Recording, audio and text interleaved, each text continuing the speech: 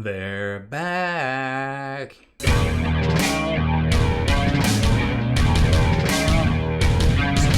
Spiky Bits. Welcome back, Hobby Maniacs. I'm Rob Bear from SpikyBits.com, and in this video we're going to unbox and build and actually show you how to magnetize some of these options on these duders here. The new Leagues of Votann Army box set from Games Workshop for Warhammer 40k. Now the actual retail price of, well, suggested retail price, at least here in the States, is $200, 200 USD. But there's something really interesting that we did the math on, well, the value inside of here, but we also did some other math that was interesting too that I would be remiss in my duties if I did not point out. So let's just jump into the value inside of this box in Games Workshop money, and I'm going to explain a little bit more about Games Workshop money here in a second. So here's the contents: 2 squads of kin, a squad of jet bikes, and the 2 special characters that we already saw are coming in this box. Plus you're going to get the data cards and the codex too. Well, the collector's version of the codex. It's basically a variant cover if you're into like comic book sort of terminology. It's still worth $55 in GW money because, you know, that's what codexes go for. The data cards now are a whopping $29. It just seems like a year or two ago they were $15, right? I know somebody's going to say that. That's why I brought it up. Either way, once you add all that together, you know, it seems like we're going to get an estimated $135 of value out of this box. So if you spend $200, you know, if you buy it at full retail, you don't get a discount at your local game store or, you know, online or something. These are technically sold out, but they're still going for a little bit less than retail right now. I've noticed on the secondary markets, but I'm sure that's going to go up as we get closer to all the new stuff coming out for them that looks so dope. These prices are estimated. The warriors, the kin here, the Hearthkin warriors, these guys have 3 different sprues. They're not duplicated, so something tells me that they are going to be on par with what we've seen for games, you know, for, Space Marine, Primaris, and what do we see? Guardsmen are $55, $60 now for Krieg. I think Krieg is $60 already, up to $60. The Cadians aren't quite there yet, but they have the upgrade sprue in them. I think they're 45 now. But we might see some increases when those guys hit. So it's going to be really interesting to see all that. Now, so there is value in here. It is worth it. You're going to get stuff early. You're going to get the codex book early before all the stuff comes out. But, you know, is it worth it to you? Well, I guess that's really just kind of up to whether you want to jump in this faction and hit the ground running and get a bunch of what seems to be useful units. But I did want to talk about pricing a little bit because I started thinking about it the other day. Is that the pound was down, and I was like, I wonder what the pound to US dollar is now, because Games Workshop, if you're not aware, actually arbitrages their currency rates. So like if I was to take my money in US dollars and go over to Great Britain and walk into a store and exchange rate my money for something in Great Britain pounds, I would make out a lot better in Games Workshop product than most other things, because Games Workshop arbitrages the conversion currency rate. And just to give you an idea of how that is, this $200 box set here in the States cost 120 pounds in Great Britain. But that same 120 pounds would cost me in my US dollars $135.82 currently. I think the pound is about $1.12. So what does that mean? I don't understand. I'm not good with numbers. I'm not either sometimes. I got to really dig into things. Basically, Games Workshop is arbitraging the conversion rate between the UK and here of $64.18. So if I actually purchased this from a UK retailer, which you're not allowed to do, US retailers are not allowed to ship out of the States. Same with UK, same with the EU, same blah, blah, blah, blah, because Games Workshop knows that this is the case. But the pound has dropped so much. And here you can see the 5-year, basically the 5-year, it would be 159, and the arbitrage profit would only be 40%. But look at this, $64 into 135 is nearly 50% markup. That's mind effing blowing. That is the case right now. That you can get 50% more for your money by converting it directly to Great Britain pounds over there in England, right? Which we're not allowed to do. We are not allowed to do that. You're not allowed to do that. But if you're an enterprising individual and you're in England, you could buy something off the shelf and you could ship it to your buddies in America just fine, because you're not a real retailer and you're not beholden to those rules from Games Workshop. But I digress. There's a lot of effort and things like that, and you might save your buddies some money, but as an enterprise, maybe it's not quite worth it, I suppose. But either way, this is what we're working with here when we say hobby dollars and when we say Games Workshop money, because Games Workshop money is basically bullshit at this point. So just kind of keep that in mind in the back of your head, when you're trying to hobby a little bit smarter and make you stretch your hobby dollars a little bit farther. Maybe you can pick up some trades, maybe you can get some stuff used, maybe you can, pick it up wherever. But yeah, it's pretty wild right now, the comparison between the two. And just to make another interesting comparison, I remember an antidote, not antidote for poison, but an anecdote that a previous individual, we'll say an industry insider with Games Workshop, told me one time that the old Battle for McCrag box sets, Games Workshop had them landed in their warehouse in Memphis, Tennessee, here in the States, for $7 a unit. And at the time, they were selling for $50, right? So this is 2005. So let's just take that for a second, extrapolate it out to 2022. So we know they're making the stuff in the UK, they're shipping it over. And the reason I'm making this this little story here is because I know there's going to be folks out there that are like, yeah, they're making 50% off conversion, but they have to spend money to get the stuff over here. That money is already taken into account and cost of goods sold to get the stuff here in America. So look at this. So if they landed these Battle for McCrag box sets that retail for $50, they cost them $7, landed in the States, and that was a big box full of all sorts of Space Marine miniatures and Tyranid miniatures. It was a great box set. A lot of people might remember it. It was ETB. Let's just multiply that out. Times it 4 to hit $200 retail. So you take a $50 retail box, you make it $200 retail. You take your $7 cost, you make it $20 retail. Now, let's say in 2022, this Votann box, let's just call it cost $28 to get here in the States, landed in the warehouse in Memphis, Tennessee, right? So think about that for a minute. That $28 cost generates Games Workshop at full retail $200 in sales.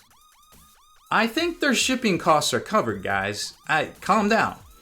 Their shipping costs are covered. You don't have to defend them about some scummy business practices here on their arbitrage conversion rates, right? Just be aware of this. So, and yes, if they sell it to wholesalers, they sell it to, we'll just call it 50%. They're gonna, their $28 only generates them $100, but in gross. But either way, I would suspect, judging by their numbers, that their sales to individuals is very close to their sales to retail side. Actually, I think they did better. I think trade sales was 29% of their sales overall. And I think their web store was far below that. So actually I could see where their costs are going to be a little bit higher selling to retailers, but that's just the way a vertically integrated company kind of works, I guess, at this point. But even then, $30 to make $100 isn't bad, overall over the course of things. But just kind of keep that in mind. They're making money just like every other company out there. You don't have to defend them doing this sort of stuff here, because there's other ways to do this sort of stuff. And I'm getting long and I'm getting on a tangent. So if you just want to watch the unboxing, get to that here. Just forward it. There's little title thingies at the bottom. You can jump through that on the timeline. But the thing I want to say is, this isn't necessary to do. This is just squeezing blood out of a turnip at this point that they really don't have to do. There's ways where you can process our funds here in America. You're gonna actually make more money doing it that way. It's not 50% more money, but there's more money to be had. There's a little bit of arbitrage to be had, just a little bit, just a sliver. Don't get high off your own supply like this. This is just ridiculous at this point. We are basically here in America, 50% of Games Workshop sales propping up. Think about it. We're at 50%. At 50%, we're basically propping up their sales numbers, because it's not looking that good in their other markets. And when we're 50% of their overall, wow,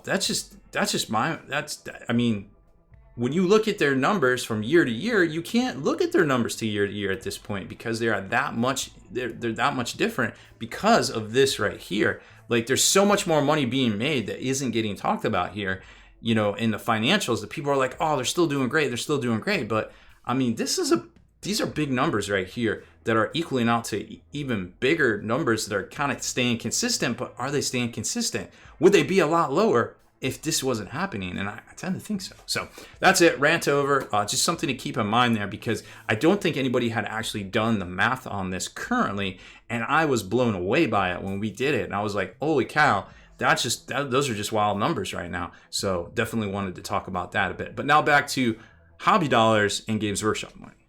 Back to the box itself. So this is actually a very well constructed and thoroughly, kind of presented box. It has some heft to it. It's not shrink wrap, but it has these little seals right here that you can kind of see that you got to cut through to get in there.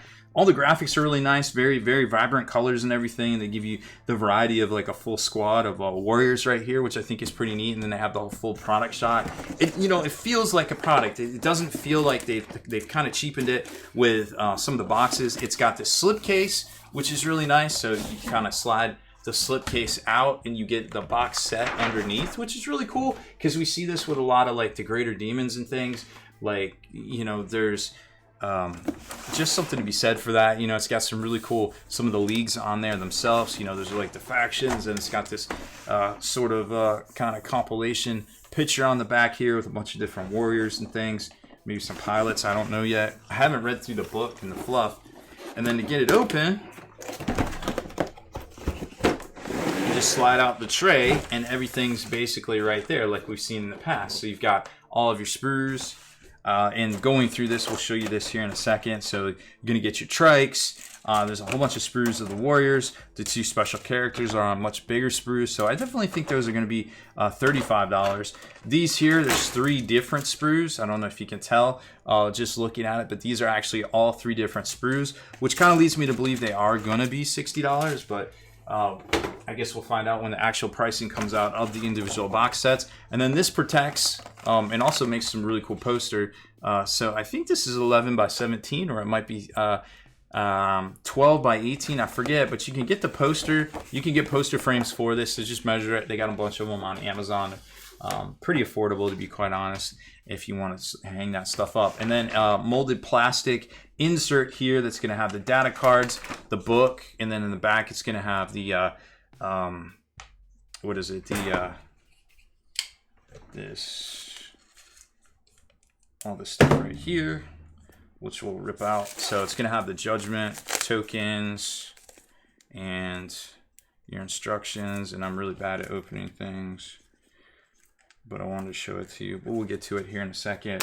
Bases, bite bases, decals, and oh, there we go. So there's the instructions, and then there's all the punch out tokens and things, and the book itself right there. So let's take a look at the instructions and then go hit up the sprues. So the new models, well, they're pretty interesting looking. They have a lot of options on them, which is really cool. I was kind of sad, like this guy didn't really come with a helmet or anything. A little miffed up about that. They got 2 different like kind of faceplates, but chances are you can probably use one of the faceplate EVA, we'll call them helmet, from some of the warriors and things, because I don't know about you, but I really just don't like painting a lot of heads. If I can kind of get around it, I don't think I will. As far as assembly goes, they seem pretty easy. Just a lot of rights and left halves in the kind of sections here. Like this one's kind of weird. I'm not sure how that's going to go together, like the split leg thing. But then he's got the cape and everything that goes on there. Seems pretty easy. All this different weapons here. You can give this guy either a sword or an axe, or the punchy fist right there. And I think this is probably magnetizable, so we'll take a look at that if we can go ahead and magnetize it. And then he goes down on that rock, and you've got this guy here that kind of goes together with very similar slivers. So these aren't necessarily like super easy to kind of see on the instructions like where they go, but I think overall these are going to be something that you kind of fit together and just try, with the slices and things. It just makes it a little difficult sometimes. So dry fit everything before, and I can't recommend this stuff enough. Tamiya extra thin cement. I know people are like, I live and die by super glue. I get that, but a lot of people come up to me and they're like, Rob, I wasn't sure, but I tried that stuff and it's really good. I didn't think it would work as good, but I like it for plastic, and it really gets in there and fills those gaps. And I can't say enough good things about this.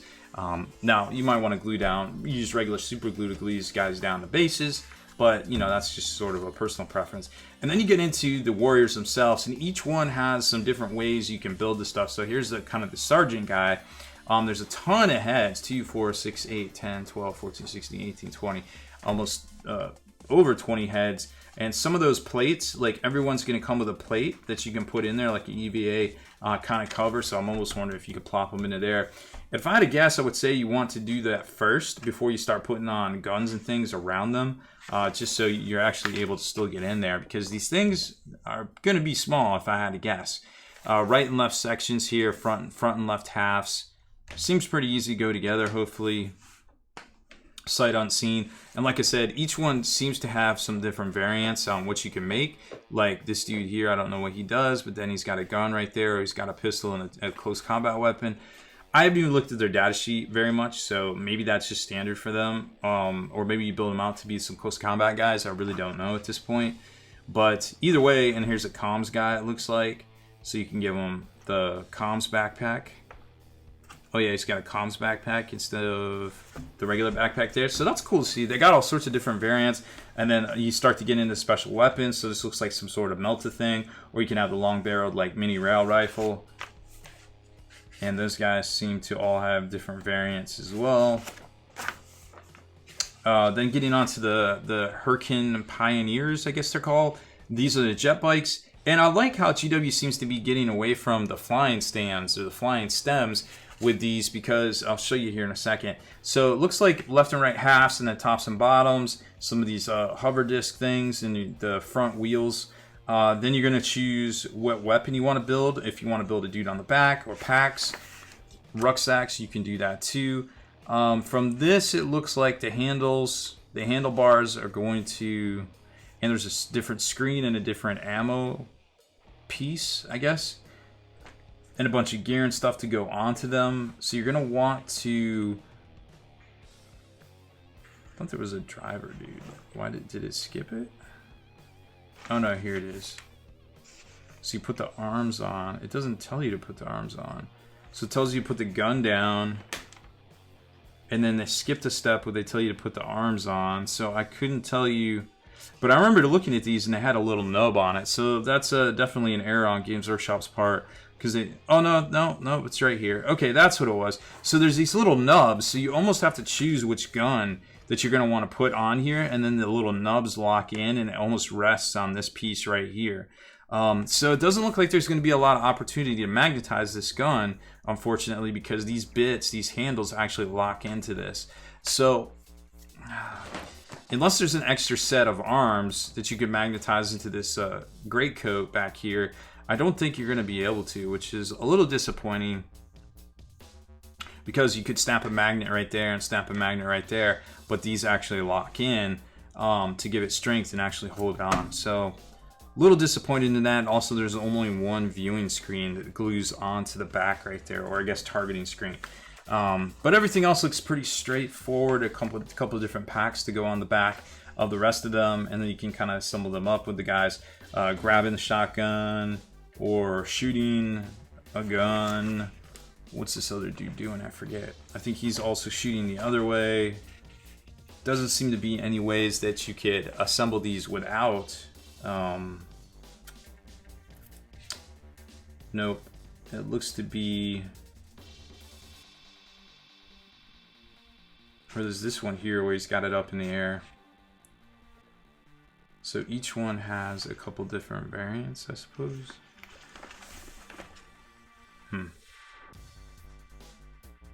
So you got that one, or you got that one where he's got it in the air, or you got that one where he's got it out to the left. And I thought there was the other one where he's got it out to the right. Yeah, that one, or he's got it up in the air, or I guess he's grabbing it. So there is a few different variants on that, just depending on what you want to do there. So pretty interesting look at that. Lots of options on here, and I think we'll even be able to magnetize some of these. I wanted to get in here really tight on this, just give you an idea of all the bits and things that are on here. There's so many different bits. Like I said, each one can be assembled a bunch of different ways. And then here's all the viewports of the EVAs, and sometimes they have the flip up with the little guy inside. little miniature inside. So there's a lot of different weapons and options and things, and you'll have a ton of leftover parts from the looks of it, because you definitely don't have on one set 20 different heads, and then some just extra bits and bobs and things on the sprue, like some axes and some pickaxes and things. So very neat. And then what else we got? The special characters and the jet bikes. So let's do those. So here's the special character. He seems pretty straightforward with 3 different heads, but like I said, I think that's his backplate. If you did want to put one of those visor helmets in there, you probably could. Don't know if we'll try it. And then here's the other one with only a single tactical rock. Very cool. Lots of detail and stuff on those.